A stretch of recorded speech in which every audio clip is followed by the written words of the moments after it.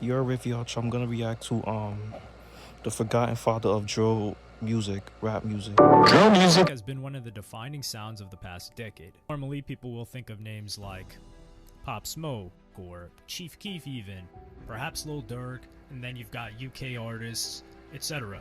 However, one person's name fell through the cracks and doesn't get nearly enough credit for the monumental movement he helped create. When talking about his early life, King Louie has jokingly compared himself in his songs to Tony Montana from Scarface. Antonio Montana. Really, Scarface? He made the analogy because Tony came from Cuba, but made a name for himself in Miami. In an interview, he said, "I was born out west of Chicago. Once I got to the 7th grade, I migrated to the east side of Chicago. Then I kind of moved a little south of the city. But that's just me saying, like, I came from somewhere else, and then I made a name for myself everywhere like Tony Montana. So that's Tony. So when the people love King Louie, that's the Tony effect. It's just some stuff I played with and ran with." As a teenager, King Louie loved rapping and had his own notepad full of lyrics. This led to him making mixtape CDs at a friend's house, which he would pass around at school. King Louie went to Hyde Park Academy but got kicked out for fighting. And once he was kicked out of school, he had nothing else to do but rap full-time. Towards the latter end of the 2000s, music streaming was not as commonplace as it is today. And with a CD, these kids had something physical in their hand made by someone from where they came from. So we're more likely to sit down and listen to it. Desperate to get his name out there, he handed out these tapes in schools all across Chicago. During this time, a life-changing moment happened to him that would lead him to really chase after his music dream. He was walking outside of Ribs and Fish Unlimited on 79th Street in Chicago and crossing the road to get to his car. From this moment onwards, there's a complete blank. The next thing he remembers is waking up in a hospital and being told that he got hit by a car. Because of this accident, both his legs were broken. He suffered from memory loss and his vision was temporarily impaired. He had to learn to walk again, and this brush with death gave him a new lease on life and made him a more confident person. After a few months, he returned to the studio to make more music. He released his first tape, Boss Stuff, in 2008, and became part of a growing hip-hop scene in South Chicago. In 2010, King Louie released the single I'm Arrogant, which started making major waves across Chicago. The music even caught the ear of Ye's then-manager, John Monopoly. As well as the hype he was building up, his crew included other promising rappers such as Big Homie Doe, Boss Wu, Loose Cannon, as well as the producer Loki. All of these rappers were clearly inspired by trap music coming from the South. At this point, Waka Flocka was really big. With Atlanta rappers like Gucci Mane as well, you can definitely see the bridging point between trap and Gucci Man, drill rapper. Gucci Man, not Gucci Man, Waka Flocka. Those aren't considered like drill rappers. They are like trap rappers, you know. Trap rappers, like they jack Atlanta. They represent Atlanta. Gucci Man and Waka Flocka. So that's like trap. Those are like trap rappers. This darker and more aggressive style of trap music was reworked in Chicago and given its own slang and terminology to make it its own. One of the most common misconceptions about drill is that it's defined by the beats and production style. This is something that came a bit later and was a response to the lyrics and rhymes that came from the music. In 2010, one of King Louie's friends, Pac-Man, released a song named It's a Drill and put a name to the music and lifestyle they were leading. When King Louie was asked what the word drill meant, he said, "It's a way of life, bro. It's a verb, bro. Like, it could be anything. We did fire drills. Wasn't no effing body and getting killed. Nobody shooting or nothing in no fire drill when we were in school. That was a drill. So it's like anything could be a drill. It's like the killing aspect of that stuff, or just like the term man drilled his ass. MF's like, that's raw, and that's how they took it." But later in 2010, another tragedy would strike King Louie. Pac-Man, the rapper who coined the phrase drill music, would not get to see the worldwide movement he started. Instead, he was tragically shot dead later that year. But like the car crash before, this experience only made King Louie stronger, and he was determined that his friend's memory could live on through the legacy of drill music. King Louie said, "Most people who talk about drill, 90% of those people don't know Pac-Man. So it's like thinking that Christopher Columbus discovered America." Although King Louie didn't coin the term drill music, he did create the term Chirac. He released his mixtape Chirac Drillinois in 2011, and the comparison between the chaos of Iraq at the time of the war with Chicago definitely made waves. Now known as Chirac, you know. So niggas in over there is niggas in Chicago been, you know, I know what they be doing over there. Like,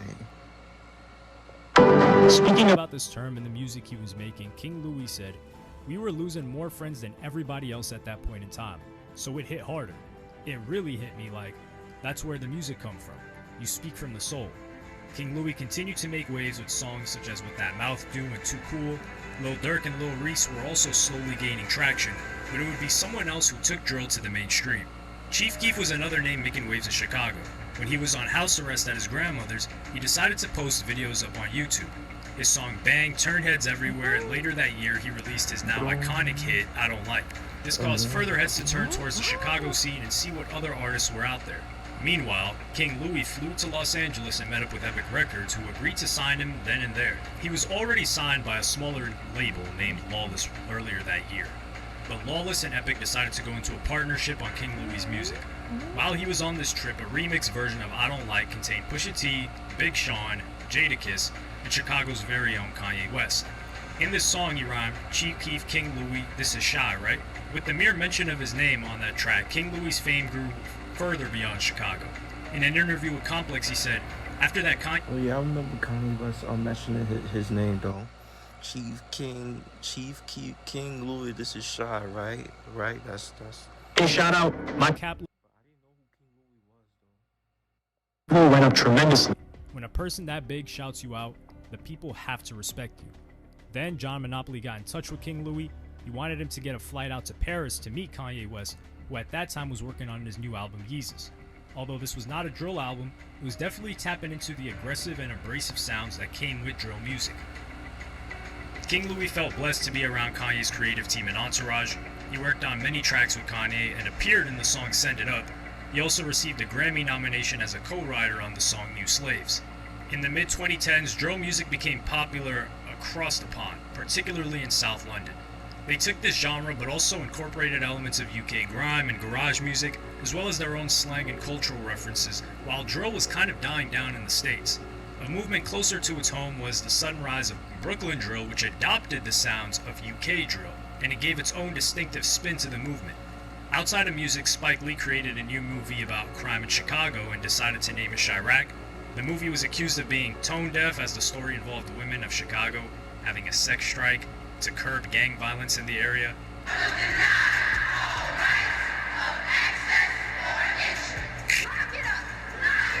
Chief Keef's manager, Peter Pan, said, if somebody's going to do a Chicago movie and call it Chirac, it needs to be somebody from Chicago. King Louis was less polite and released a song named F. Spike Lee. The debate about the comparison between Chicago and Iraq lingered on, but a few weeks after the movie's release, something happened to King Louis that would only serve to confirm the negative attitudes towards the city. 2 days before Christmas at 3:30 p.m., King Louis was in his car after leaving a friend's house. Suddenly, someone started shooting at his car. They shot at his car 22 times, and he was hit 7 times. No, that's OD. That's OD, I ain't gonna lie. Including twice In the chest and once in the head. This was when Louis was recovering from being shot in the leg earlier in September. After being shot the day before Christmas Eve, King Louis swears that he experienced his life flash before his eyes. He also experienced a potential flash forward and imagined what his own funeral would be like. On Christmas Day, he posted a picture of himself recovering on a hospital bed while wearing a Santa hat.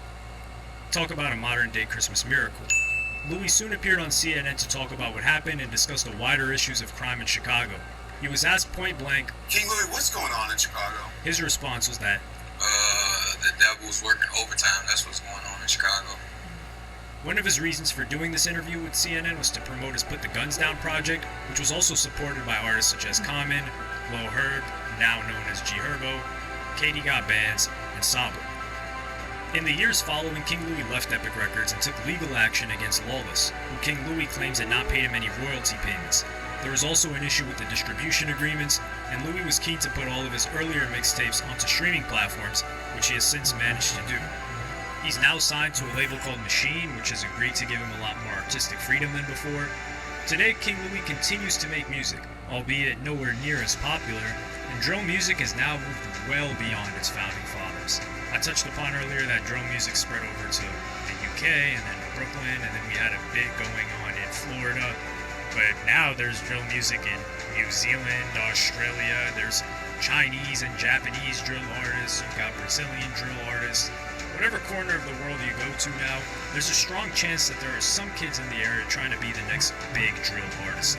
And it all originated in large part by King Louis, who almost rarely gets his credit now. Okay, that's the vid. So yeah, but let me know what y'all think about this. Do y'all think King Louis is the reason why drill is the way it is today? And let me know what if you heard of King Louis, one of King Louis songs. What is your favorite songs of King Louis? I want to know. Make sure y'all like, comment, subscribe. Y'all know the vibes. Or just checking out you are.